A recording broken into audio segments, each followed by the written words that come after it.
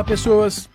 Olha, eu quero dar as boas noites para todos vocês que querem melhorar sua saúde mental, melhorar sua saúde sexual, porque esse nosso programa aqui pela Rádio Vibe Mundial, que também vai ao vivo para o Café com Sexologia no Instagram, mas também depois é distribuído para o YouTube. A gente quer levar esses assuntos, as coisas que trazemos aqui, para mais pessoas. Então, vejam, nós temos sempre assuntos diferentes, porque eu faço questão de trazer pessoas da área de saúde, principalmente da psicologia, que vai trazer, vamos chamar assim, aspectos, compreensões necessárias para que a gente perceba que a sexualidade tem muito para nós percebermos, olharmos, entendermos. Hoje, do meu lado aqui, vocês vão ver a psicóloga, Priscila Melão. Ela vai falar com a gente sobre desejo e relação. E acho que vai contar coisas aqui que podem ser bastante interessantes. Primeiro, boa noite, Priscila. Boa noite. Obrigado por ter aceito. Eu sei e agradeço mesmo todas as pessoas que vêm e participam, porque eu compreendo que, assim, vão despender um tempo com a gente, vão fazer esforços, mas obrigado por estar aqui. Eu que agradeço o convite. Uma honra estar aqui participando. Sempre admirei esse trabalho. Obrigado.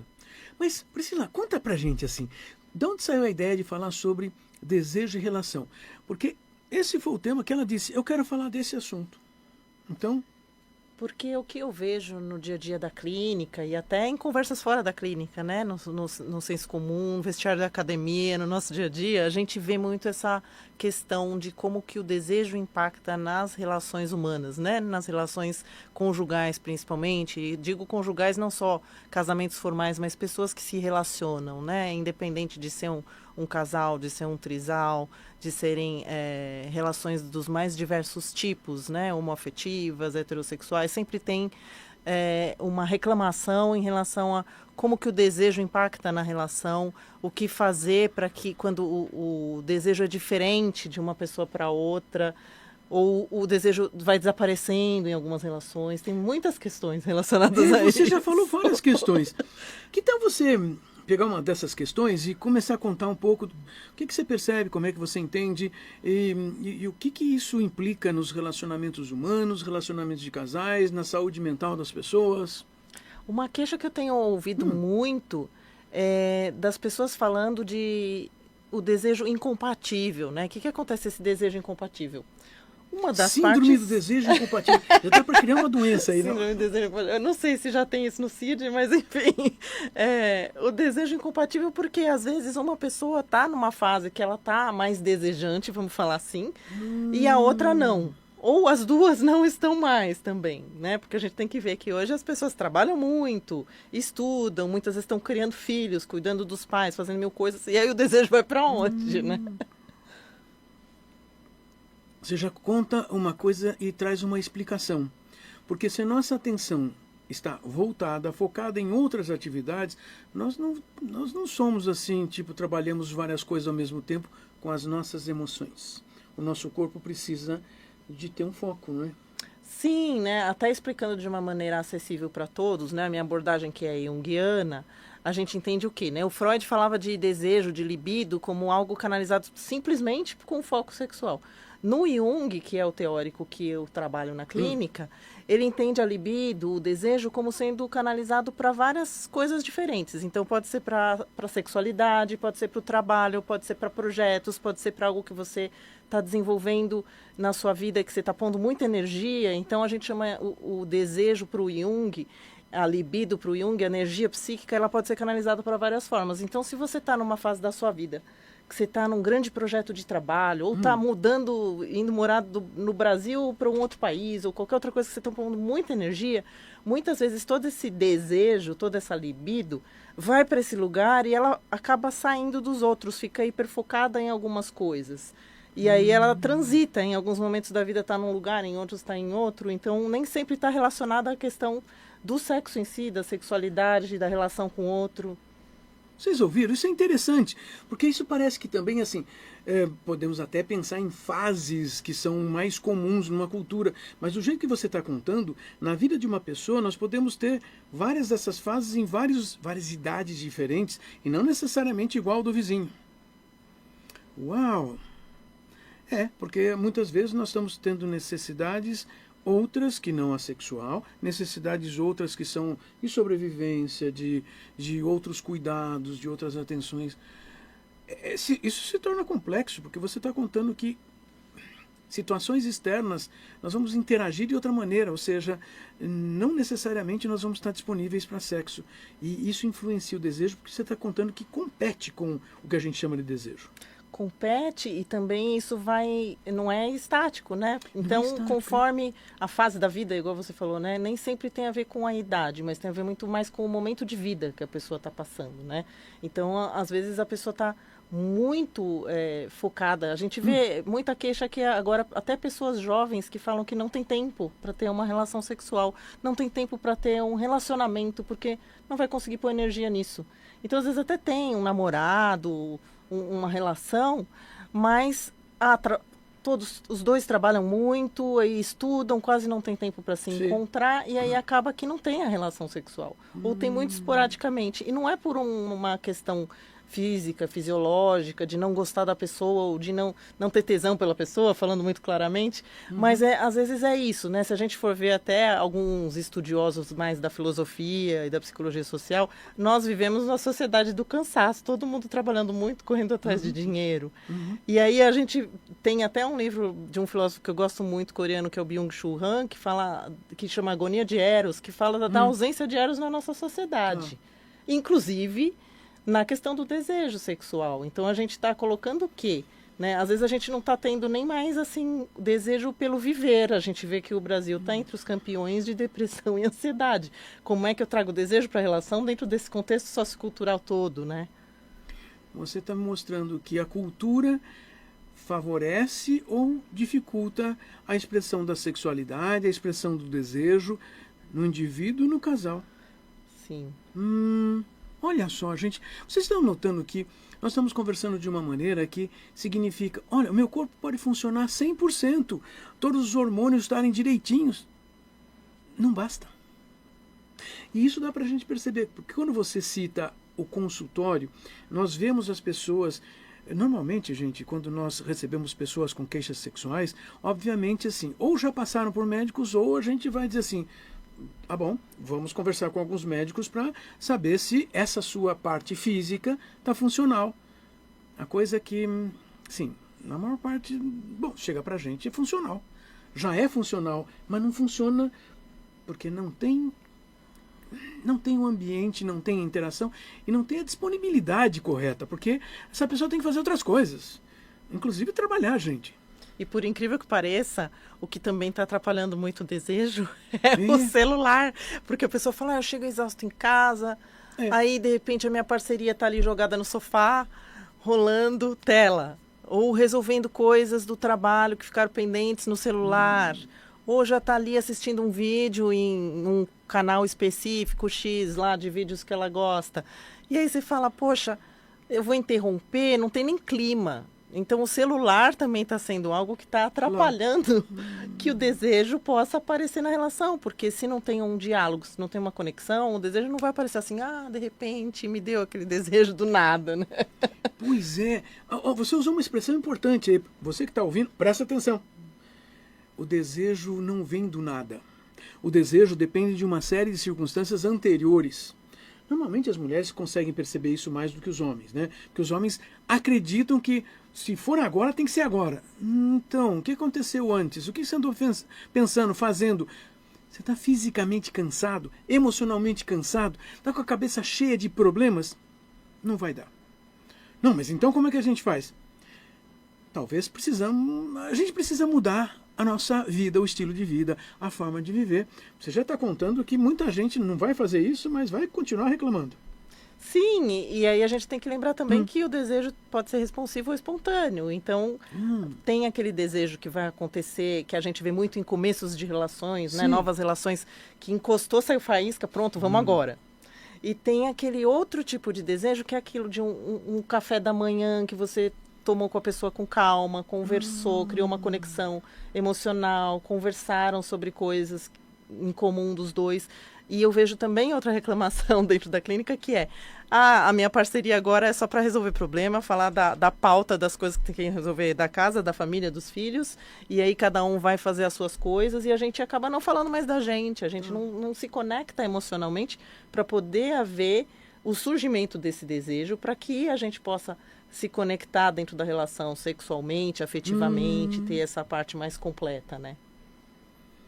Pois é, nós vivemos numa vida, numa sociedade que valoriza a produtividade.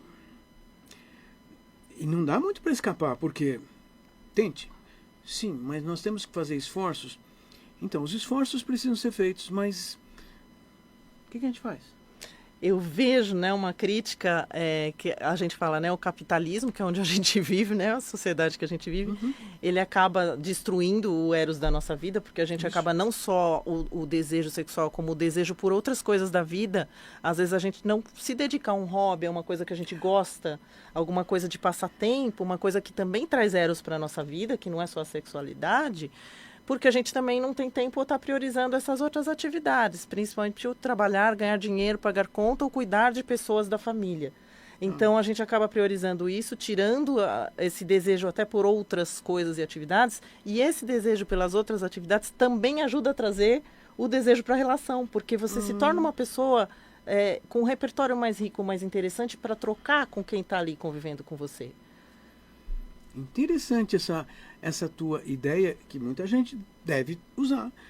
Talvez muitos que estejam ouvindo possam localizar isso. Eu gosto de fazer isso ou aquilo.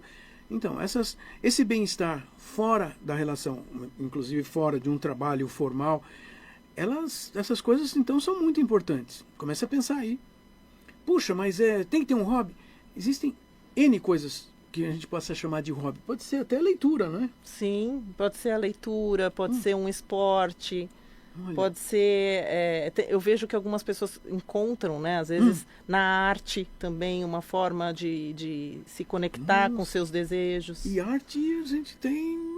pode ser música, canto, dança, pintura, artesanato, escultura, qualquer coisa. Teatro. Cerâmica, teatro. Tem muitas formas que a pessoa pode também conectar ao seu desejo, né? O que eu quero? Às vezes a pessoa não tem tempo nem de olhar para si para reconhecer o seu próprio desejo na vida. Parece que agora você usou um argumento bastante importante, porque inclusive para a gente buscar uma atividade de lazer, um hobby, na verdade a gente tem que fazer isso, né? Destinar, procurar entender o que nos faz bem. E tem várias pequenas coisas no cotidiano que podem fazer bem. Você pode ter um animal de estimação. Também pode ser. E aí tem esse descompasso e muitas vezes as pessoas não conversam sobre os desejos que elas têm. Então eu fico magoada com a minha parceria porque ela não entende que o meu desejo é maior do que o dela, ou eu estou numa fase mais desejante do que ela. Ninguém conversa sobre isso, simplesmente foca nas tarefas e vai seguindo em frente e fica magoado. E tem uma resposta emocional que é incompatível com sexo, com desejo, inclusive. Então, assim, a gente só piora o quadro. Mas se você está contando uma coisa que, assim, também implica em formas de comunicação sobre o que nós sentimos, como nós sentimos, inclusive expor o que a gente acha, o que a gente hipotetiza, que a gente pensa, eu acho que é por causa disso. Se a gente não expor, não tem como saber se é. E você está contando que as pessoas envolvidas precisam também falar desses aspectos. Estou gostando dessa coisa. Eu acho que você já está deixando muitas mensagens para quem está nos assistindo, nos ouvindo. Inclusive, você sabe que nós estamos nos streamings de áudio e no Spotify está sempre muita gente ouvindo a gente. E assistindo também, porque lá tem imagem agora.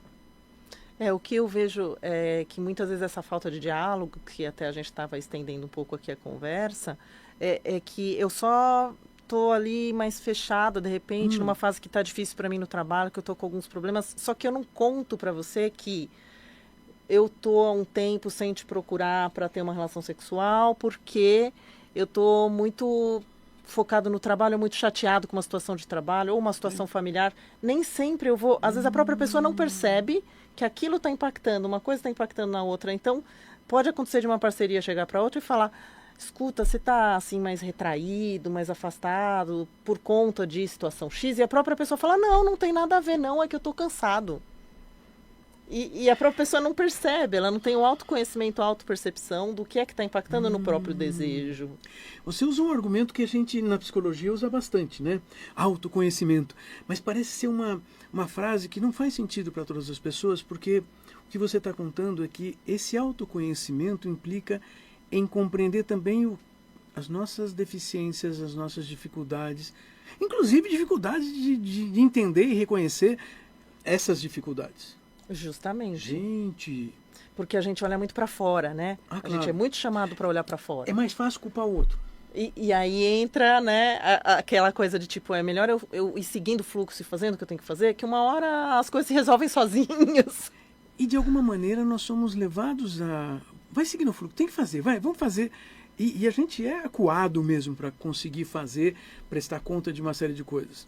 Todo mundo que tem trabalho formal das 8 da manhã às 6 da tarde, sabe que assim, segunda-feira de manhã tem que estar lá no trabalho. Não interessa. Não interessa se você passou bem o fim de semana, se dormiu bem, não interessa. Com desejo ou sem desejo tem conta para pagar. Pois é. E também tem isso, porque tem a demanda social do próprio contrato social. Se tipo, você fez isso, tem que fazer aquilo outro. E aí a gente vê que a questão do desejo da relação vão ficando cada vez mais secundários, terciários, quaternários dentro da vida da pessoa. Ela não prioriza, ela vai priorizar quando ela vê que tem uma crise muito séria.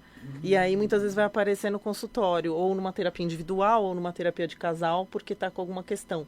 Que aí pode ser alguma questão da relação afetiva, amorosa, ou às vezes até alguma disfunção que a gente pode pensar numa depressão, numa ansiedade, ou uma disfunção sexual também, que vai impactar no desejo. Quer dizer, a falta de desejo também é uma disfunção sexual, mas aí você está contando que outras disfunções também impactam. Quer dizer que então a coisa fica assim, mais complicada para as pessoas entenderem, mais complicada para os casais compreenderem, porque não é simplesmente dizer que um é culpado, o outro é culpado. A questão é que existem várias situações emocionais, de outros problemas situacionais, sociais, e nossa, a gente teria que fazer a revisão toda. Mas é isso que nós fazemos na terapia com os pacientes com queixas sexuais, não é? Sim. Estou contando isso porque ela trabalha pessoas, casais, com questões também sexuais, mas também são questões emocionais as mais variadas. E de repente, às vezes alguém nos procura por uma queixa emocional, que a princípio não tem nada de sexual, e a gente descobre que também está afetando a vida sexual. E muitas vezes a gente eu vejo ainda predominantemente homens que procuram, né? A clínica ainda é muito mais mulheres que procuram do que homens, né? Estatisticamente a gente tem esses dados. E os homens que procuram muitas vezes vêm com queixas relacionadas ao trabalho, e aí as primeiras camadas vão saindo, né? Durante a terapia a gente vai vendo que o trabalho era a ponta do iceberg, porque na verdade tinha um monte de outras questões relacionais que só vão aparecer depois, porque a nossa sociedade não estimula ainda, a gente vê muito, é uma novidade os homens trabalharem mais o lado do sentimento, do afeto. Então eu acho que assim é muito difícil um homem se permitir chegar a pedir ajuda para alguma questão relacional. Eles acham que podem resolver sozinhos, ou então que a parceria que tinha que estar cuidando dessa parte porque eles estão cuidando de outra. Então tem muito essa dicotomização. Então, nós homens também temos um defeito, e é difícil sair desse defeito, né? De até nomearmos o que a gente sente, até entendermos o que a gente sente e como lidar com isso, porque é como se a gente não tivesse saída, porque olha, tua função de vida é essa aqui, faz ou não está cumprindo o papel. E a gente sabe que isso vai dificultando mais ainda a melhoria das qualidades sexuais, porque a gente vai entrando em sofrimento maior. Caramba! Por outro lado, para não falar só dos homens, Oba. As mulheres chegam às vezes com queixas também do relacionamento. Nossa, o meu marido está distante, ele não me procura, ele está estranho, eu tento conversar com ele fala que não é nada, que é cansaço, que é trabalho, que é preocupação com X ou Y.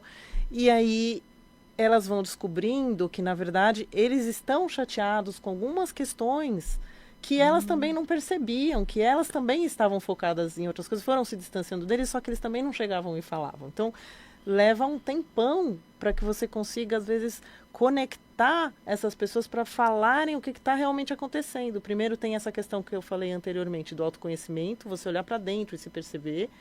E tem a outra questão que é olhar para o outro e contar para o outro o que eu preciso, porque às vezes a gente não quer ter a humildade de falar poxa, queria tanto um abraço, queria tanto um carinho, tô sentindo tanto sua falta pra gente fazer alguma coisa junto, uma viagem, qualquer coisa. Às vezes as pessoas não contam, ficam esperando que o outro descubra, né? Eu falo, tem que jogar os búzios ou né?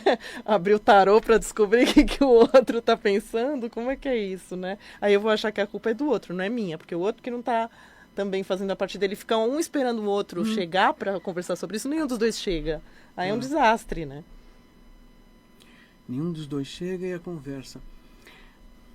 Priscila, nós estamos aqui já conversando, já estamos chegando no final do nosso programa, porque assim, conversar sobre essas questões parece que é algo que flui de uma maneira assim, tem uma facilidade, porque ela está nos contando coisas que ela levou muitos anos assim ouvindo, percebendo as pessoas que a procuravam no consultório. Então, dá uma aparência de que está tudo pronto, mas isso também foi construído, Sim. foi aprendido, a gente tem que aprender. Para a gente fazer um fechamento, dá para dizer alguma coisa assim para as pessoas que estão ouvindo, assistindo, guardarem, para levar para a cama, para dormir pensando nisso, para passar a semana assim, digerindo? O que você gostaria que as pessoas guardassem dessas discussões que você trouxe aqui hoje? Eu penso que algumas reflexões interessantes para a gente fazer a respeito desse tema de desejo e relação. Primeiramente, né, o que é que eu desejo? Não da minha parceria. O que eu desejo para mim? O que eu desejo da minha vida? Eu estou feliz com as coisas que eu escolhi para mim hoje, porque o que eu escolhi 10 anos atrás talvez hoje não faça mais sentido, inclusive o meu relacionamento. Eu estou feliz com as minhas escolhas, onde eu moro, onde eu trabalho, com quem eu estou, se eu estou sozinho, estou bem sozinho. Fazer essa reflexão sobre os seus próprios desejos, olhar para si, para depois conseguir ver também como que está o meu desejo em relação ao outro. Se você tiver uma parceria, como que está meu desejo em relação ao outro? Qual que é a minha parte que cabe nisso? E o que eu posso, de repente, fazer para chegar nesse diálogo? Se o outro não vem, eu posso fazer a minha parte. Porque se eu não fizer a minha parte, eu vou estar contribuindo para um problema maior para mim mesmo. Então, acho que tem essas reflexões principais. O seu próprio desejo a respeito da vida, do que você quer, e o outro que é a tua parte do quanto que você também deseja ou não estar nessa relação e que tipo de relação você quer construir com essa pessoa. Porque ao longo do tempo, a gente pode rever um relacionamento várias vezes para ver se o acordo inicial de um tempão atrás é o mesmo, né? Quer dizer, os casais também têm que refazer o acordo de manutenção do relacionamento. Para que e como é que eles vão continuar seguindo? Como é que vão reorganizar as coisas? É fácil fazer isso? Claro que não, porque podem acontecer circunstâncias de vida onde, de repente, as coisas que estavam assim, tudo funcionando, não funcionem mais da mesma maneira. Isso pode levar até alguns anos, até se perceberem, puxa, agora nós precisamos nos reorganizar. E como é que faz isso? Bom, tem algumas alternativas, ia conversando, mas você usou um argumento que eu quero também assim pensar aqui com você, assim, caramba, antes até de achar que com o outro eu vou resolver, eu tenho que me questionar, tipo, puxa, o que eu quero, como é que eu funciono, como é que eu não funciono, o que eu posso fazer para deixar de fazer alguma coisa, ou o que eu posso fazer ao invés de, ou seja, eu tenho que começar a discutir comigo. Isso não é fácil, mesmo porque quanto mais tempo passa, mais nós ficamos acostumados a continuar com as mesmas coisas. E, em geral, a gente acaba querendo pôr a culpa no outro, em vez de olhar qual que é a parte nossa que pode melhorar o relacionamento. Vocês ouviram a psicóloga Priscila Melão. Ela nos ajudou a discutir um bocado sobre as questões dos desejos e os relacionamentos. Eu quero agradecer em nome do Impassex, que produz esse programa, o Instituto Paulista de Sexualidade. Obrigada. Nós estamos fazendo 30 anos agora em 2026 e estamos em épocas de comemorações, apresentando uma série de livros. Vocês estão nos ouvindo, vocês sabem, na semana passada nós já anunciamos que ontem apresentamos um livro de um grupo grande de autores, 23 autores, e nós vamos fazer isso mais aí até o final do ano. Nós teremos um simpósio, o simpósio de 30 anos do Impassex, dia 30 e 31 de outubro, aqui em São Paulo. Quer saber mais? Procura nas nossas redes sociais, você vai saber coisas interessantes. Esse simpósio é para profissionais de saúde, mas você quer saber mais? Procura vários dos nossos livros, que tem livros que são para as pessoas que não precisam trabalhar com questões de sexualidade ou questões da psicologia. quero deixar boa noite para vocês. Boa noite, Priscila. Boa Muito noite, obrigado. obrigada. Até semana que vem, gente. Vai ter novidade semana que vem.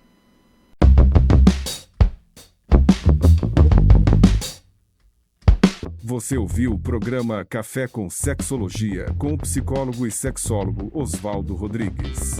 Todos os domingos, ao vivo, às 20h30 da noite.